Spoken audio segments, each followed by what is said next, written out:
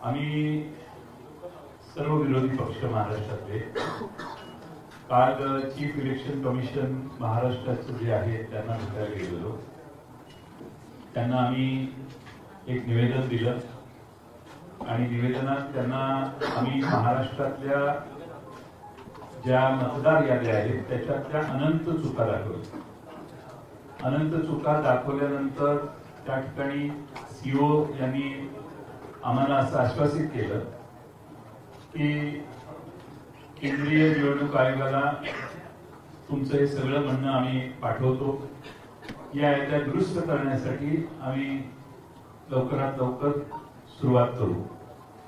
दुसऱ्या बाजूने महाराष्ट्र निवडणूक आयोग जो आहे, राज्य निवडणूक आयोग, त्यांच्या काही जबाबदाऱ्या आहेत असं त्यांनी सुचवल्यामुळं आज त्यांचे प्रश्न आणि दोघांचे प्रश्न म्हणून आज आम्ही त्यांची भेट घेतली. कालच्या प्रमाणे सर्वच विरोधी पक्ष नेते त्या ठिकाणी गेले. काही महत्वाचे एव्हिडन्सेस आम्ही दाखवले, काही पुरावे त्यांना दाखवले आणि त्या पुराव्याच्या सहित आम्ही आज त्यांना काही माहिती दिली. या पुराव्याच्या बरोबरच आम्ही त्यांना पत्रही दिलेलं आहे. पत्र देत असताना मतदार यादीत मोठ्या प्रमाणात मतदारांचे पत्ते अपूर्ण, चुकीचे घातलेले आहेत, घर क्रमांक चुकीचे आहेत, तसेच प्रत्यक्षात संबंधित व्यक्ती त्या मतदार यादीत नोंद आहे ती त्या पत्त्यावर राहत नाही. मी काही उदाहरणं त्यांना दिली.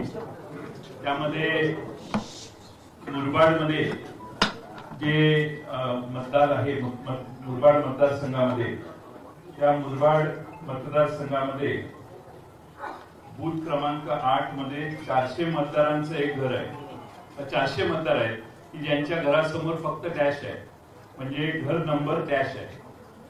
बडनेरा विधानसभा मतदारसंघ बूथ नंबर 211 वरती 450 मतदारांचं घर क्रमांक 0 लिहिलेलं आहे. कामठी विधानसभामध्ये देखील 867 मतदारांचं घर निरंक आहे, घर नंबरच नाही.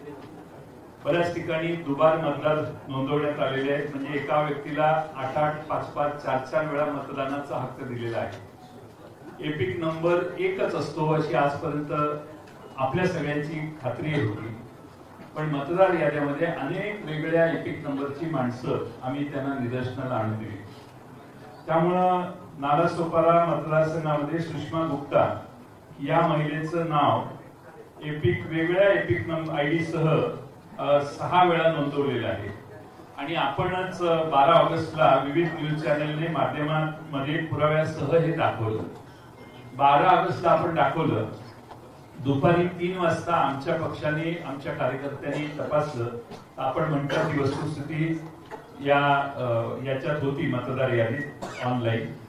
आणि 6 वाजता मात्र ती सगळी नावं या बाईंची, म्हणजे या श्रीमती गुप्ता जे आहे त्यांचं नाव ते त्या ठिकाणाहून काढण्यात आलं. आमचा प्रश्न हा आहे की आपण न्यूज चॅनलच्या मार्फत एक बातमी दाखवता, दुपारी 3 वाजता या महिलेचे फोटो आणि एव्हिडन्स तुम्ही टेलिव्हिजनवर दाखवता, तर सकाळी दुपारी 3ला ती नावं असतात, 6ला ती नावं जातात. आमचा प्रश्न आम्ही निवडणूक आयोगाला विचारलेला आहे की ही नावं कुणी काढली, कुणी त्यावर तक्रार केली, तक्रार कधी करण्यात आली आणि कुणी स्थळ पाहणी केली आणि हे फोटो एकाच महिलेचे आहेत याचं व्हेरिफिकेशन करण्याच्या कुणी नावं काढली. आमचा दावा असा आहे आणि आमचा समज व्हायला लागलेला आहे की राज्य निवडणूक आयोग किंवा केंद्रीय निवडणूक आयोगाचा सर्व्हर हा महाराष्ट्रात दुसरा कोणीतरी चालवतो असा आमचा आता अनुभव व्हायला लागलेला आहे. आणि दुसरा कोणीतरी परस्पर या मतदार याद्यांमध्ये नावं घालतो, मतदार याद्या उघड झाल्या की नावं काढतो. राज्य निवडणूक आयोग असो किंवा केंद्रीय निवडणूक आयोग यांच्या हातात काही नाहीये, कुणीतरी बाहेरच ही सिस्टीम ऑपरेट करतंय असा याचा अर्थ आहे. आम्ही त्याचबरोबर त्यांना हेही दाखवलं की एकाच पत्त्यावर अनेक नोंदणी आहेत. आता मध्य विधानसभा नाशिक इथं घर क्रमांक 3829 या घरामध्ये 813 मतदारांची नोंद आहे. पुणे कॅन्टोन्मेंट मतदारसंघात बूथ क्रमांक 30 मध्ये घर क्रमांक 226 या घरात 869 मतदारांची नोंद आहे.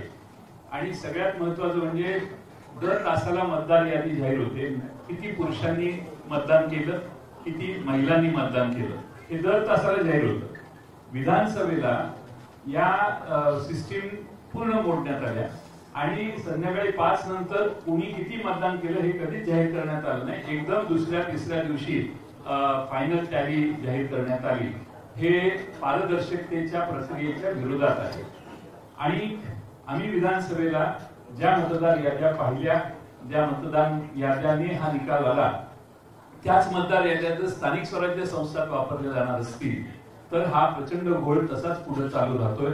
आणि म्हणून आम्ही राज्य निवडणूक आयोगाला आणि केंद्रीय निवडणूक आयोगाचे प्रतिनिधी सीओ यांना मागणी केली की या मतदार याद्या दुरुस्त केल्या पाहिजेत, ताबडतोबीने त्या दुरुस्त करा.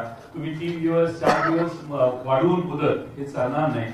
किमान या मतदार याद्या पूर्ण तपासा. जे ज्या घरात राहत नाहीत त्यांची नावं त्यातून काढून टाका, बोगस मतदान काढून टाका. एक आमदार परवाच जाहीरपणाने सांगितलं त्यांनी की 20,000 मतदार मला बाहेरून आणावे लागले, ते मी आणले आणि मग माझा विजय झाला. हे विरोधी पक्ष सत्ताच असणारे आमदारच जाहीरपणाने सांगतायत. याची नोंद घ्या हे आम्ही त्यांना सांगितलं. मी आपल्या सर्वांचं स्वागत करतो.